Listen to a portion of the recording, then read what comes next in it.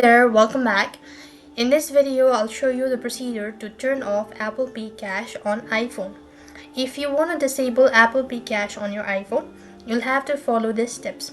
First thing, you want to make sure that your phone or mobile device is connected to the internet connections. And then open up your settings on your iPhone. Then what next you want to do is locate and open the settings app on your iPhone.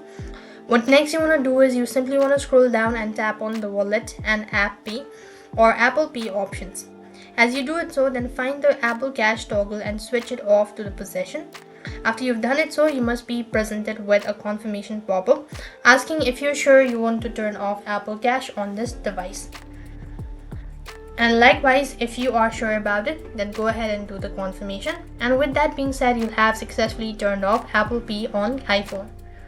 And if you have Apple Pay Cache enabled on devices like iPad, Apple Watch connected to your Apple ID, it will remain active on those devices. Turn them off unless you turn them off. And then turning off Apple Cache on one device does not Apple Cache account entirely. To close the account, you need to follow the instructions provided by the Apple itself.